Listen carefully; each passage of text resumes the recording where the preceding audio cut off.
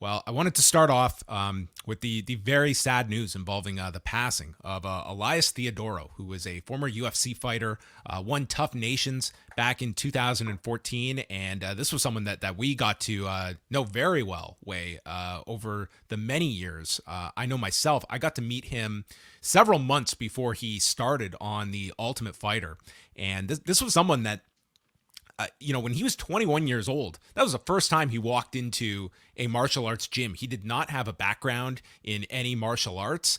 At 21, to pretty much start from scratch, and within several years, he's in the UFC. He's winning at the UFC level. I mean, he went 8-3 in the UFC's middleweight division and had some quality wins while he was there, beating the likes of Sam Alvey, Cesar Ferreira, who was the Tough Brazil winner in their first season, Dan Kelly.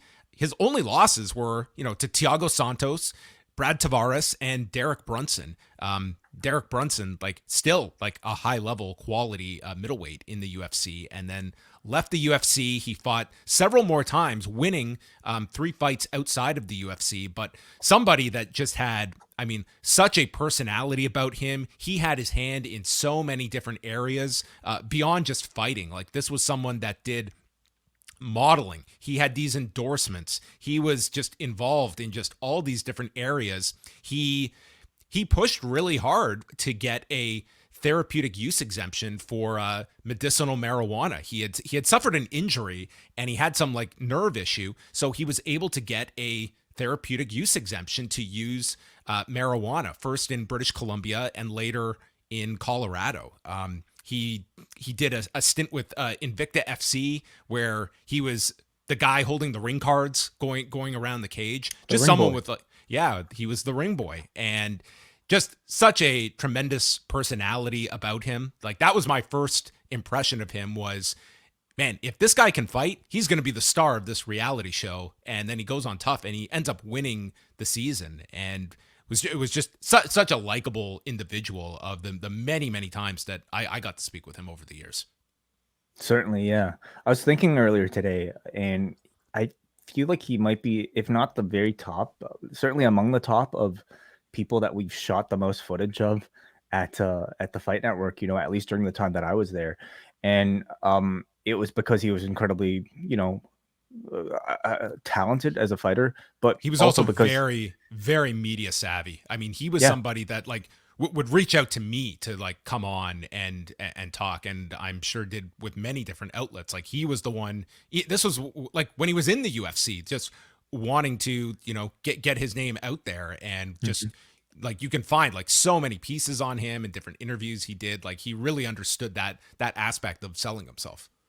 Yeah, I don't exactly know how big of an extent of a professional wrestling fan he was. I didn't even realize I saw somebody alerted me to an old tweet about him asking what happened to our show on the Fight Network, and so I guess he at least paid attention to the wrestling content on the Fight Network, and it shows, because I think he very much had that sort of mindset of knowing that this was not just a sport but a personality driven industry, and it culminated in him being a part of the Amazing Race Canada too, didn't it? That's right. Yeah, he was on that a number of years ago. I think it was the 3rd season he was on that.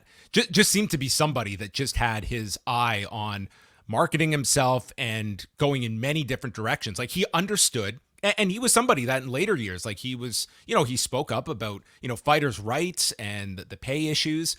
And he understood, this is a platform I have that is not the be all end all when it comes to, making, all these, you cannot just make your living in one area. It was, I can use this platform to get myself into all these different directions. And just reading some past interviews with him, he was just a very intelligent individual, I found. And you could hear he was very well versed in the fight game, but also how it applied elsewhere and getting his name across. This was somebody that he was talking about, potentially one day getting into politics. He seemed to have a very high ambition for himself beyond fighting. Yeah. So he last fought in December. He fought just this past December. So yeah, this was very few people had known that he was sick, and a message has come out on the like his family has put out a statement that he died on Sunday, and the statement writes, he passed away peacefully at home with his family and loved ones in his corner after a hard-fought fight with colon cancer that metastasized, and he faced his end as he lived his life eternally, irrationally, and infectiously optimistic. And yeah, there's just information as well about just some of the places that you can donate. But it sounds like he kept this very quiet. It was only a select few that he had alerted that he was sick, and then this broke late on Sunday night. And I woke up to this morning and just reading it immediately, and just, and many people just so surprised. He was only 34 years of age. It's a very tragic story. Yeah, certainly. We in covering the sport, I think we know a lot of people who were very close to him. So I obviously I want to send all my thoughts and well wishes to everybody affected by it. He was a big name in our little community here in MMA. Yeah, absolutely. So rest in peace to Elias Theodorou, and yes, our condolences to all of his friends and family. There's a lot of tributes out there, and you can go read a lot of the interviews he did. Like they're really enlightening, and somebody that, like, it was not. I recall, like, just running into him, like, in the street, like when he was around town and stuff like that. So just always a very personable individual, and somebody just really, to me, understood like what his goals were in fighting, like not necessarily making it to the top level, but someone that, again, had a very respectable career fighting, the likes of fighters that he did. And I don't think, like, enough people probably realize just how he came into this, like at 21, and by 26 he's winning the Ultimate Fighter. Like, no experience before that. I mean, that is, and this is someone that had like a lot of options of where he could go in his career, and really dedicated himself to fighting in a big way, like training at TriStar with Grants here in Ontario, a lot of gyms. Like, he just had a really, he was very much connected to the entire Canadian scene.